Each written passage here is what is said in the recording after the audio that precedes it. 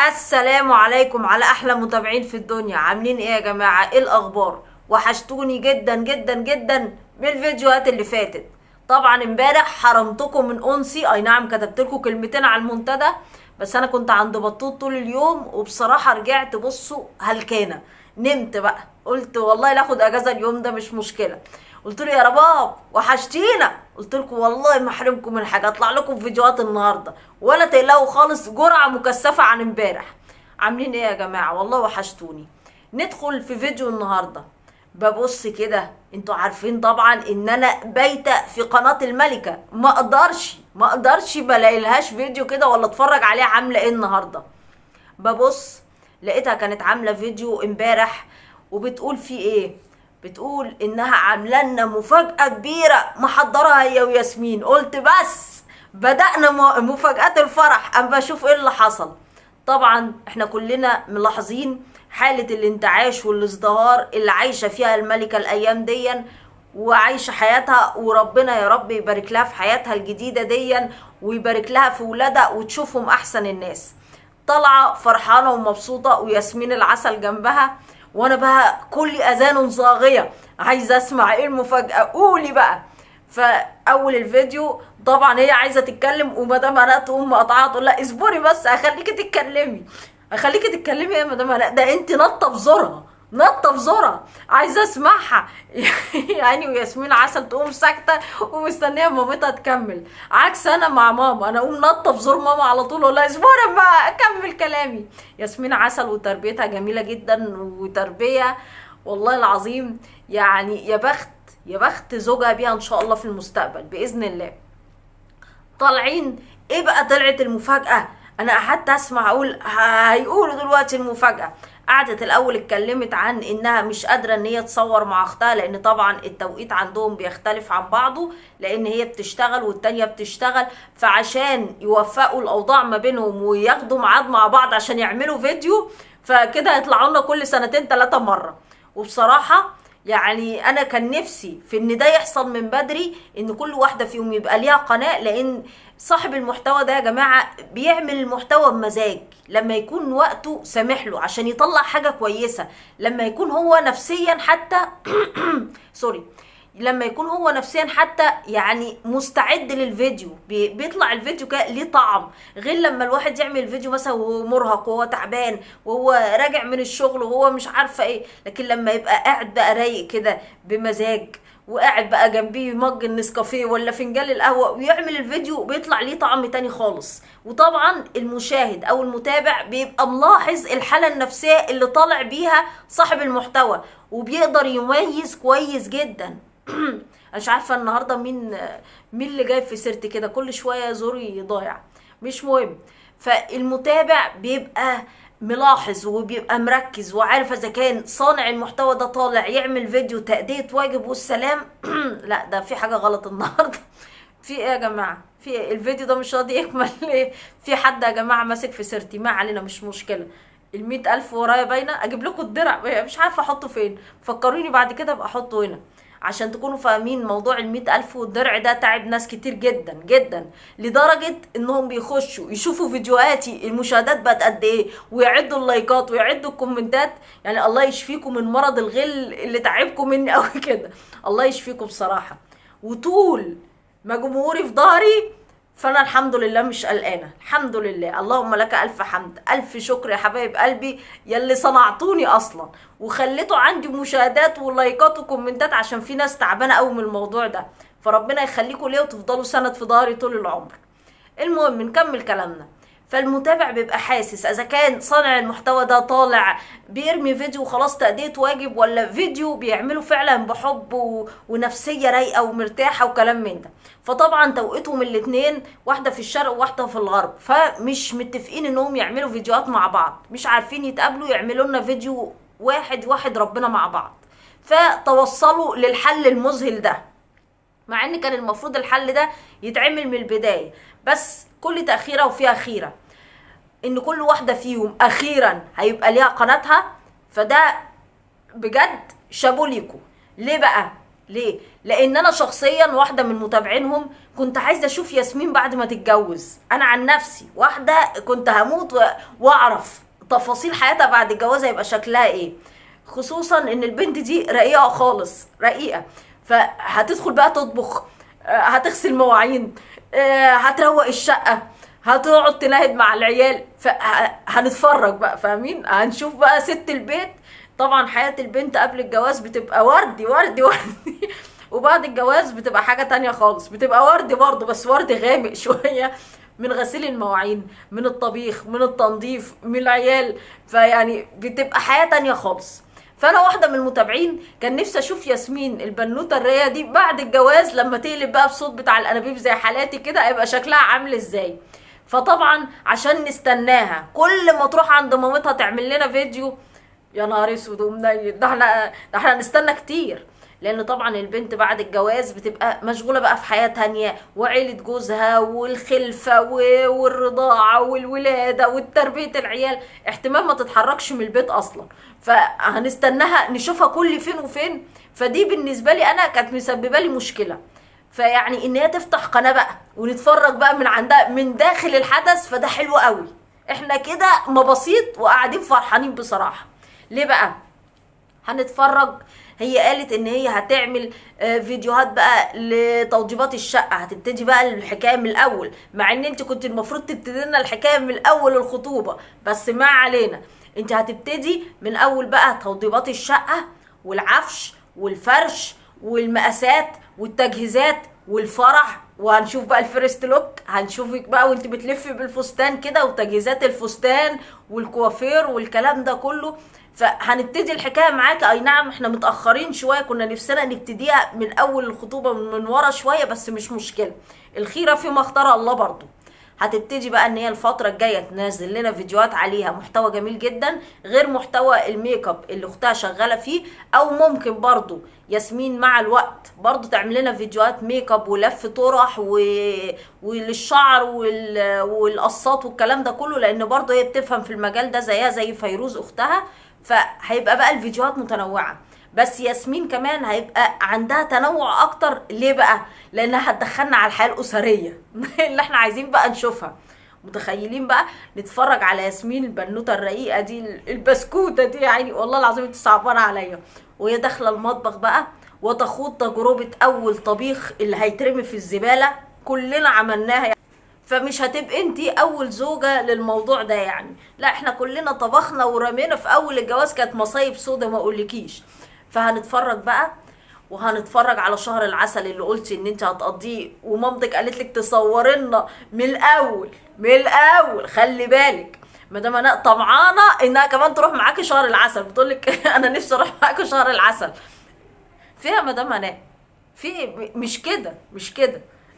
تروح معاهم شهر العسل تعملي ايه انت؟ انا مش فاهمه. تقول لها ايه وهتكلميني تاني يوم؟ هو كل الامهات واحد؟ فيها يا جماعه ما تسيبوهم يستمتعوا بحياتهم. ايه ده اللي انتوا فيه دون؟ والله العظيم فكرتني بماما بطه نفس الوضع. مش عارف تروحوا شهر العسل تعملوا ايه انتوا؟ سيبوا الناس في حالها، سيبوا الناس، ما علينا. فبتقول لها تصوري لنا يا بنت من وانت بقى في المطار في الطياره، وانت نزلتي من الطياره وانتوا داخلين الفندق، في ايه في ايه؟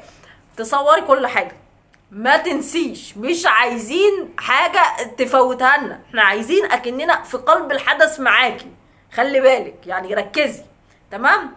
وقالت انها طبعا نازلين بعد كده ان شاء الله، بعد ما تقضي شهر العسل نازلين مصر يقضوا الاجازه بتاعتهم هنا ان شاء الله، بعد ما ياسمين تخلص شهر العسل بتاعها، وهيجوا مصر باذن الله، وهيعملوا فرح للمره التانيه. وعزمت جميع المشتركين الثقه فيهم. انا طبعا ما كنتش مستنيه عزومتي في الفيديو، يعني انا متاكده ان احنا كده كده احنا اللي هنوضب الفرح.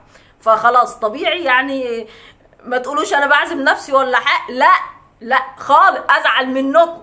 احنا ان شاء الله اللي هنوضب الفرح، لان دي بنتنا احنا، فيعني ده مفروغ منه. فبتقول ان شاء الله هيبقى في فرح تاني في مصر، وكل اهالينا بقى هيتجمعوا فيه، وهيبقى فرح اسطوري. طبعا احنا متاكدين ان هيبقى فرح اسطوري، سواء اللي هيتعمل في فرنسا او اللي هيتعمل في مصر. ياسمين تستاهل كل خير، والله العظيم تستاهل حته من السما كده.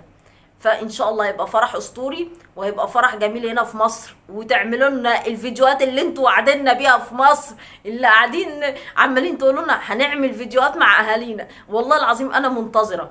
ليه؟ لان انا متخيله استاذ محمد ابو منى المحترم وهو داخل يعمل لكم الاكل وانتي معاه بتساعديه وتعملوا تحديات مع بعض. هتبقى فيديوهات بصوا معديه في حته تانية. انا عن نفسي شايفاها ترند من دلوقتي قبل ما تنزل. وافتكروا كلامي، افتكروا اللي انا بقوله. الفيديوهات اللي هتتعمل في مصر مع ابو منى او مع بقيه اهاليهم هتنزل ترند. ليه؟ الناس كلها عايزه تشوف يا جماعه حاله العيله، حاله الاسره مع بعض. افتقدنا للجو دون. عارفين يا جماعه افتقدنا لجو الشتاء دي، واحنا كلنا كده متكربسين مع بعض وبنشرب مجات النسكافيه مثلا، ولا اللي هي اسمها ايه التانية دي اللي بتدفي، اسمها ايه، حمص الشام. ولا افتقدنا جو العيله ده، اللي احنا كلنا نتدفى كده ونتلم مع بعض ونتفرج على التلفزيون ولا بتاع. افتقدنا حتى ان احنا نشوف المنظر دون على السوشيال ميديا، او افتقدنا حتى في الافلام والمسلسلات. ما بقيناش نشوف عيله متجمعه كده. انا عن نفسي واحده من الناس كنت بفرح قوي بعيله حمدي ووفاء لما كانوا في مصر، وكلهم متجمعين مع بعض وكلهم داخلين المطبخ يعملوا اكله ولا يعملوا تحدي ولا يعملوا بتاع. بتحسوا بجو العيله. فانا حسيتها في كلام مدام هناء، وحسيتها بفرحتها في عينيها وهي بتقول هننزل كلنا بقى وهنتجمع. عيلتك هي امانك، هي سندك، هي ظهرك، هم اللي هيدفوكي. والله العظيم هم اللي هيدفوكي. انا مستنياكي تنزلي عشان تبقي في وسطيهم، وهنشوف واحده تانية خالص. هنشوف واحده طلعنا بطاقه ايجابيه تانية خالص، بفرحه تانية خالص، بلمه العيله. هنحس بالامان اللي هي هتحس بيه، وهتشوفوا في الفيديوهات دي وانتوا نفسكم هتلاحظوها. انا فرحانه لفرحتها ومبسوطه وطايره من الفرح. وياسمين اي نعم كلامها العربي كله ضايع، بس مش مشكله، مش مهم. هنفسر على قد ما نقدر. لما تعمل القناه بتاعتها هي بتتكلم عربي شويه مكسر، بس بجد يعني لذيذه. اللكنه بتاعتها لذيذه، وبنقعد نضحك ونقول لها لا يا ياسمين انت قصدك كذا. فجميله. حتى هي ما بتلاقيش الجمل بسهوله بالعربي، لكن بصراحه احنا بنستمتع بيها. وشيء جديد يعني مش شايفينه على اليوتيوب، مش شايفينه. احنا بنشوف عرب مسافرين بره وعاملين فيديوهات وكلام من ده، بس بيتكلموا عربي لبلب.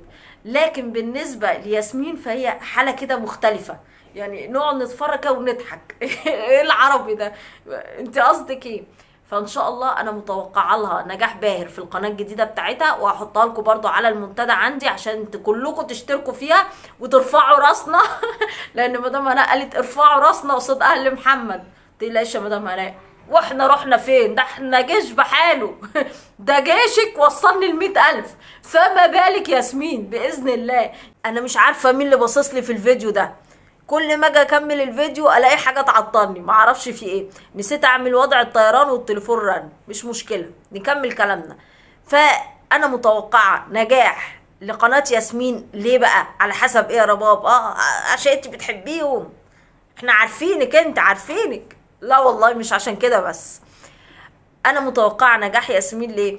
عايزين نشوف تعاملها مع اهل جوزها، مع الحما بقى، وعايزين نشوف تعاملها مع جوزها هيبقى عامل ازاي، وعايزين نشوف تنظيم وقتها. ليه؟ لان هي زي ما هي قالت في الفيديو ان هي هتبقى بتشتغل، يعني مش بس شغل اليوتيوب، لا هتبقى بتشتغل بره، وكمان شغل اليوتيوب زائد عليه البيت والجواز والمسؤوليه والكلام ده كله. فاحنا عايزين بقى نشوفها هتنظم لنا الوقت ازاي، هتعمل الاكل ازاي قبلها بفتره، عشان طبعا الست اللي بتشتغل دي بتقوم يعني من النوم على السرير، على السرير، بتقوم من السرير من النوم يعني على الشارع على طول عشان تلحق شغلها. فطبعا عشان تعمل اكل وكلام من ده لازم تجهزه من بالليل. فاساليني انا عن المعاناه دي. فترجع طبعا عايزه تلاقي اكل جاهز على طول. فطبعا اكيد ياسمين هتعمل لنا تفريزات بقى، وهتعمل لنا تجهيزات، وهتورينا ازاي ننظم وقتنا. خصوصا يا جماعه ان الاجانب او اللي عايشين بره، مش هنقول انها اجنبيه بس، اللي عايشين بره بيبقى عندهم الوقت ليه اهميه جامده قوي، وعندهم تنظيم للوقت بشكل رهيب، مش زينا كده. يعني احنا مثلا لما نيجي ندي ميعاد كده لحد نقول له احنا هنقابلك من 9 9:30، تلاقينا جايين 11. احنا طبيعتنا كده يعني، مش عارف في حاجه غلط، ما علينا. المهم انها هتنظم لنا الوقت اكيد، وهنشوف بقى افكار جديدة. ليه؟ هي قالت ممكن اوريكم اعادة تدوير الحاجة، ممكن اوريكم حاجات تبان ان هي غالية وتعملوها بافكار بسيطة في البيت فتوفر عليكم التكلفة. فانا شايفة انها بتدور على محتوى مفيد، محتوى يفيد الناس، مش زي اللي قاعدين على المصطبة وقاعدين مريحين وفاتحينها ردح وشرشحة طول الليل وطول النهار ويكسبوا فلوس حرام. لا، البنت دي بتدور زي مامتها على الرزق الحلال، بتدور ازاي تعمل محتوى يفيد الناس، محتوى ينفع حد، مش محتوى نفتح يعوذ بالله. ايه ده؟ ايه ده؟ واحدة بتردح بتشرشح بتقول الفاظ. احنا ربنا يعافينا من اللي احنا شايفينه على اليوتيوب. اقسم بالله بقى مستنقع قنوات عايشة مستنية الفضايح بتاعت الناس. والله قنوات عايشة على الفضايح، هم كده، دي طبيعتهم. ملقوش فضايح يطلعوا يألفوا ويشرشحوا ويردحوا. فيعني ربنا يعينهم على نفسيهم، وهنيئا لكم بالمال الحرام ده، هنيئا لكم. لكن بصراحة بنت مجتهدة، تربية مدام هناء تربية، بصوا ما اقولكوش، يعني تربية واحدة ست ربتهم اكنها راجل ربتهم. بصوا، البنت بتدور على الرزق الحلال، بتدور على المحتوى اللي يفيد الناس، اللي تقدر تاخد منه حسنات جنب الرزق، مش بس بتدور على الفلوس. فربنا يبارك لك يا ياسمين، وربنا يبارك لك في حياتك الجديدة. انا واثقة بإذن الله انها تبقى حياة جميلة، لان انتي انسانة جميلة من جواكي، واللي قرب منك وشافك عن قرب هيعرف الموضوع ده، وهيعرف ان انتي نبتة جميلة وتربية جميلة. تربية مدام هناء ربنا يبارك لك ويجازيكي كل خير عن تربيتها الجميلة اللي احنا شايفينها واللي طلعنا قصادنا ديا. يعني حتى عندها حتة صلة الرحم، انها عايزة، فاكرة ولاد خلانها وولاد خالاتها ومش عارفة مين، وعايزة تنزل تعمل معاهم فيديوهات. ربنا يبارك لك ويجازيكي كل خير، ويجعلهم لك دايما سند وظهري ليكي، ويضللوا عليكي زي ما انت قلتي كده. احنا رايحين نتعشى عند اهل احمد قال، عند اهل محمد، هو تقريبا اسمه محمد على ما اتذكر ان انت قلتي اسمه في الفيديو. قلتي رايحين نتعشى عندهم وعاملين لنا حفلة مشاوي. انت تستاهلي كل خير. ليه؟ لان انت تعبتي في الصغر، شقيتي عشانهم، اتحملتي كتير قوي. فلازم ده جه الوقت ان انت تحصدي الزرعه اللي انت زرعتيها ديا. فلما تروحي بقى تتعزمي عند اهل العريس والكلام ده، تروحي بصي وانت رافعه راسك كده. ربنا يا رب يجازيكي كل خير ويبلغنا احنا كمان اللحظه دي. يعني شوفوا، انا دلوقتي لما بشوف مدام هناء اقول معقوله انا ولادي ان شاء الله يبقوا شباب كده، ونروح للناس يعني اللي هيناسبوهم وكده انا مش متخيله انا مش عارفه فيه النهارده. اقسم بالله الفيديو ما راضي يكمل يا دي النيل. يا اما سوري يغلق، يا اما حد يتصل في حاجه غلط في الفيديو ده، مش مشكله، ما علينا. شايفين حد بيعمل لي تعويذه. فالمهم، يعني مش متخيله ان انا هكون في يوم من الايام كده، بس انا مش هبقى حما كيوته زيك خالص. ربنا يجازيكي كل خير يا مدام هناء، وفي انتظار الفرح الاسطوري اللي هيتعمل، سواء اللي في فرنسا او اللي في مصر، لان انا متأكدة انه هيبقى فرح جميل جدا. وحاسة بفرحتك ببنتك، وبتفكرني بفرحة بطوط، وبتقولي احنا تعبانين في التجهيزات ولسه هنتعب شوية كمان، وفي شغل تقيل، وكنا قاعدين بنحضر الاغاني. يا والله الزمن بيعيد نفسه، اقسم بالله. نفس القعده دي كانت ماما قاعده في وسطينا احنا الثلاث بنات، وقاعدين نكتب، وكل واحده فينا ماسكه لسته وقاعدين نكتب، سواء في اي جوازه واحده فينا. فانا حاسه بالفرحه اللي انت فيها، وحاسه بالاجواء بتاعتك، واحلى حاجه ان انت مشاركانا كل حاجه خطوه خطوه. يعني افحمتي كل اعدائك بصراحه.